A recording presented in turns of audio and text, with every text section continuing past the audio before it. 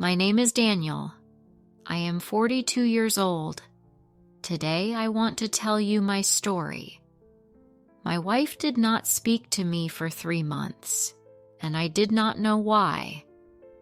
We lived in the same house, but it felt like I lived alone. Every morning I woke up with fear in my chest. I looked at her side of the bed. She was there, but she felt far away. I said, "Good morning."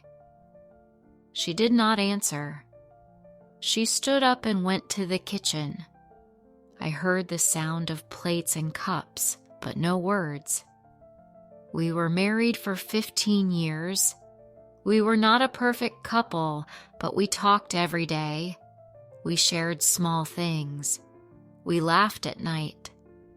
Then one day, the silence started. It came like cold air in winter. Slow, quiet, and painful. At first, I thought she was just tired. She worked in a hospital. Her job was hard. I told myself, give her time. I tried to help more at home. I washed the dishes. I cleaned the floor. I made dinner. She said, "Thank you." Only with her eyes, not her mouth.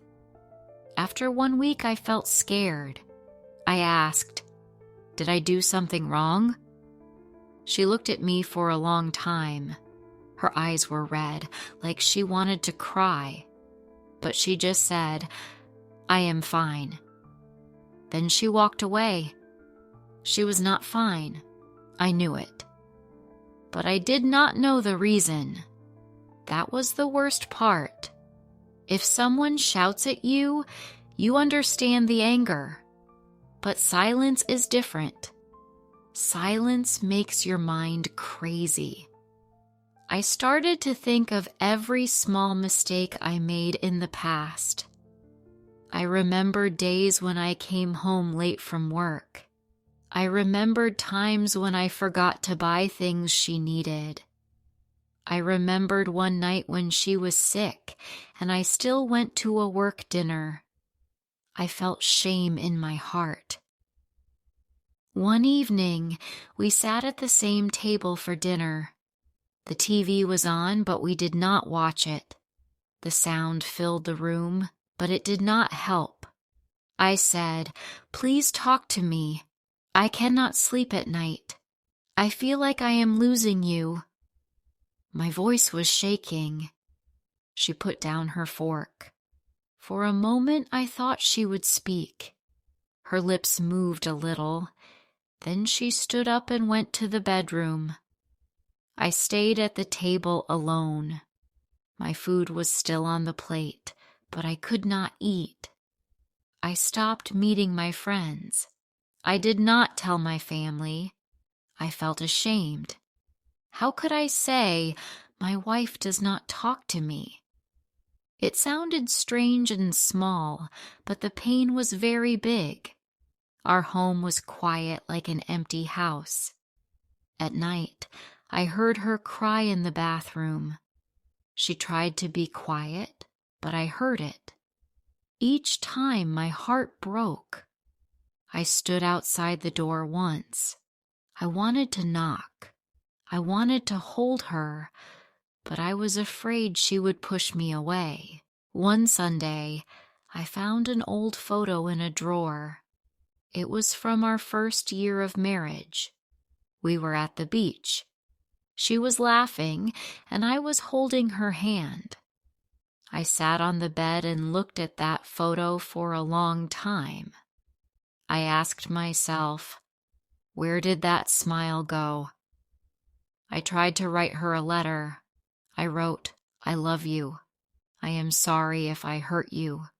Please tell me what is in your heart." I left the letter on her pillow. The next day, the letter was gone, but she still did not speak. Days turned into weeks. Weeks turned into months. We still did normal life things. She cooked. I worked. We paid bills. We slept in the same bed. but we did not talk. It felt like we were two strangers in one small house. One night, I woke up and saw her sitting by the window.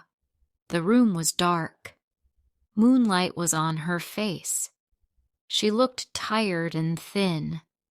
I said softly, "I am here. I am still your husband." She closed her eyes, and one tear fell down her cheek. But still, no words came out. That was the moment I felt true fear. I was not afraid of divorce. I was not afraid of being alone. I was afraid that the woman I loved was in deep pain, and I could not reach her. I did not know then that the truth was bigger than my mistakes. I did not know she was carrying a secret alone. And that secret was slowly breaking her heart. The next morning, I did not go to work. I sat in the kitchen and waited for her. When she came in, she looked surprised to see me home. I said, "I will stay today. I want to be with you." She nodded, but she still did not speak. We drank tea in silence. I watched her hands. They were shaking a little. She looked tired all the time now. Her clothes were loose. She did not eat much. I felt more afraid each day, but I still did not know the reason. In the afternoon, her phone rang. She looked at the screen and quickly left the room. She went to the balcony and closed the door. I could see her through the glass. She was crying and talking. Her shoulders moved up and down. When she came back, her eyes were red. I stood up and said, "Please, I am your husband. Do not carry this alone." My voice was soft. I did not want to push her. She looked at me for a long time. Then she sat down slowly. She opened her mouth, but no sound came. She tried again. Finally, in a very small voice, she said, "I did not know how to tell you." My heart started to beat very fast. I sat in front of her and held her hands. She said, 3 months ago, I went to the doctor." She stopped and started to cry. I felt cold inside. I asked, "Are you sick?" She nodded. Tears fell on our hands. She said, "I have a serious illness. The doctor said it will be a long treatment." I could not speak for a moment. The room felt like it was moving. I asked, "Why did you not tell me?" She said, "I was afraid. I did not want to be a burden. You already work so hard. I did not want to bring more pain." Hearing this hurt me more than the illness. I said, "We are husband and wife. Your pain is my pain. Your fight is my fight." I was crying now too. We held each other for a long time. It was the first time we touched with open hearts in months. She told me she had to go to the hospital many times. She felt weak. She lost hope. She thought if she stayed quiet, maybe the problem would feel smaller. But inside, her fear grew bigger every day. I felt guilt like a heavy stone. I was so busy with work. I saw she was tired, but I did not ask deeper questions. I thought only about bills and food and daily life. I did not see her silent cry for help. That evening, we went for a short walk. It was the first time we walked side by side in many weeks. She held my arm because she felt weak. I walked slowly. I did not care about time. I only cared that she was next to me and finally talking. She said, "I thought you would see me as a problem." I stopped and looked at her. I said, "You are not a problem. You are my wife. I love you in health and in sickness." She started crying again, but this time her tears were different. They were not only pain, they were also relief. From that day, everything changed. The illness was still there. The fear was still there. But we were together again. We talked every day. Sometimes we cried. Sometimes we just sat quietly and held hands. But the silence was not heavy anymore. I went with her to the hospital the next week. I held her bag. I filled papers. I listened to the doctor. The words were hard to hear, but I did not look away. She looked at me many times, and I could see trust in her eyes again. One night she said, "I am sorry I pushed you away." I said, "I am sorry I did not see your pain sooner." We both made mistakes, but love gave us another chance to stand together. Her treatment was not easy. Some days she was very weak. I cooked simple food. I cleaned the house. I learned how to help her take medicine. I did these things with love, not duty. I wanted her to feel safe, not alone. Slowly she started to smile again. Small smiles, but real. Sometimes we looked at old photos and talked about good memories. We also talked about the future again. Not big dreams, just simple hopes. More mornings together, more quiet dinners, more time. I understood something very important. Silence can hide deep pain. A person can look normal outside but feel broken inside. If we do not talk, love cannot help. Her voice became stronger in the next weeks. One morning she said, "Thank you for staying." I kissed her hand and said, "I am not going anywhere." Life became slow, but it also became more honest. We woke up early for hospital visits. We waited in long lines. We sat in white rooms with other sick people. Sometimes we talked. Sometimes we just held hands in silence. But this silence felt warm, not cold. I saw how strong my wife really was. Even when she felt pain, she tried to smile at other patients. She asked an old woman next to her, "Are you okay?" She still cared about others. That made me love her even more. At home, we made small new habits.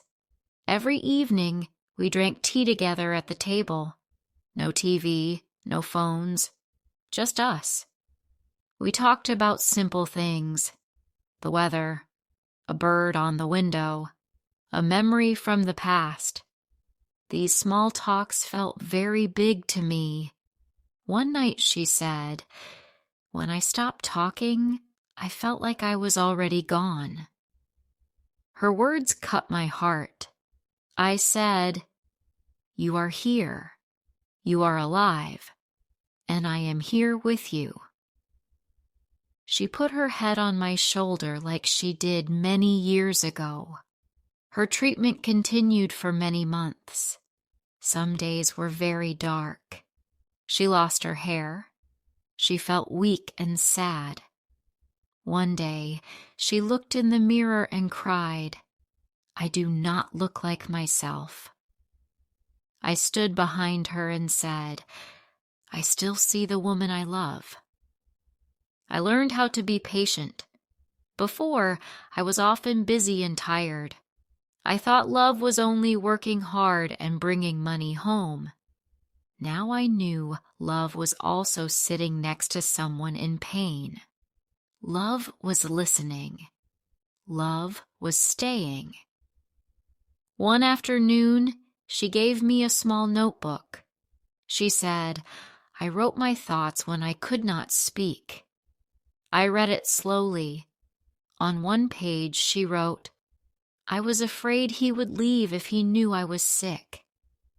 When I read that line, tears fell from my eyes. I told her, "I am sorry you carried this fear alone." She said, "I know now I do not have to be strong alone." That sentence stayed in my heart. Months later, the doctor gave us better news. The treatment was working. She still needed care, but the danger was smaller now. We walked out of the hospital that day with light hearts. We did not shout or jump. We just looked at each other and smiled with quiet joy. That night, we sat on the bed and talked for a long time. She said, "When I was silent, I thought I was protecting you, but I was only building a wall." I said, "And I was blind behind that wall." We both learned something the hard way. Now, when something feels wrong, we talk. Even if the words are not perfect, even if we cry, we do not let silence grow between us again. Today, my wife still has weak days, but she laughs more. Our home feels warm again. Not because life is easy, but because we face it together. If you are listening to my story, I want to tell you this. Do not hide your pain from the people who love you, and do not ignore silence from someone you love. Ask. Listen. Stay. Moral message. Love needs honest words, even when the truth is scary.